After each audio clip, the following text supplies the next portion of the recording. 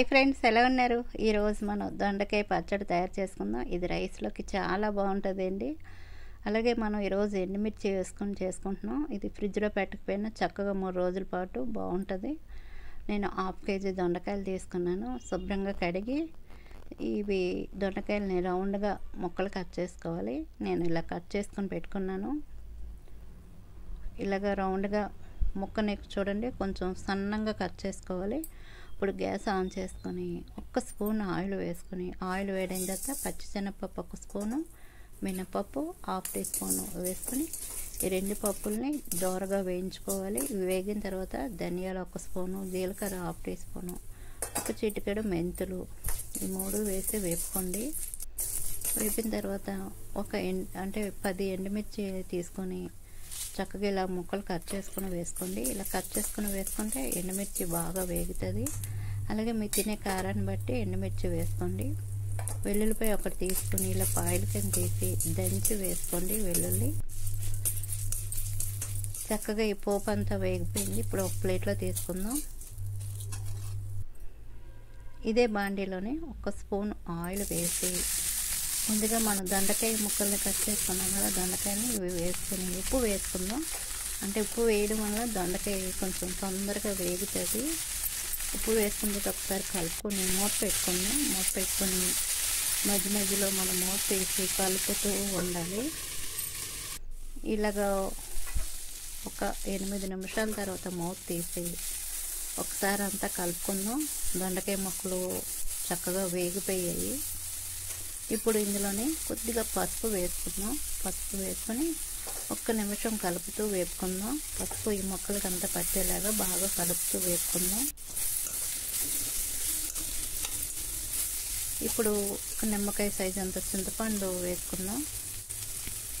చింతపండు వేసిన తర్వాత ఒకసారి 1 నిమిషం కలుపుతూ వేసుకుందాం. అంటే చింతపండు కొంచెం మెత్తబడాలి.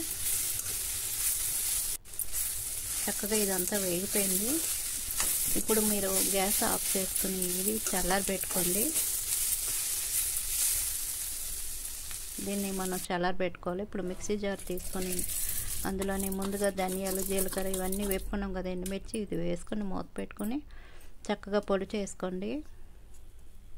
చూడండి, ఈ విధంగా పొడి చేసుకున్నాం కదా. ముందుగా మనం దొండకాయ వేపుకున్నాం కదా, ఇందులో చింతపండు కూడా వేసుకున్నాం. ఇది కూడా వేసి వాటర్ వేయకుండా చక్కగా మిక్సీ చేసుకోండి. చూడండి, ఈ విధంగా మనం మిక్సీ చేసుకుంటే రోట్లో వేసినట్టు టేస్ట్ బాగుంటుంది. మరి మెత్తగా చేయకూడదు. చూడండి, ఈ విధంగా కొంచెం అక్కడక్కడ చిన్న చిన్న ముక్కలు తగిలేలాగా మిక్సీ చేసుకున్నాం కదా. ఇప్పుడు దీన్ని పోపు పెట్టుకుందాం. బాండీ పెట్టుకుని 1 స్పూన్ల ఆయిల్ వేసి ఇందులోని 1/2 టీ స్పూన్ జీలకర్ర, 1/2 టీ స్పూన్ ఆవాలు వేసి వేపుకోండి.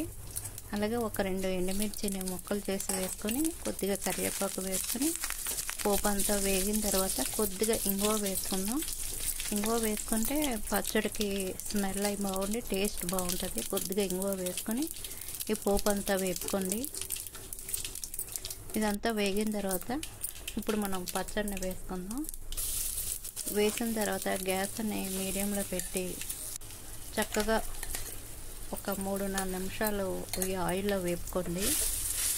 ఇది రైస్లోకి చాలా బాగుంటుంది. ఫ్రిడ్జ్లో పెట్టుకున్నాం అనుకోండి, వారం రోజుల పాటు చక్కగా ఉంటుంది.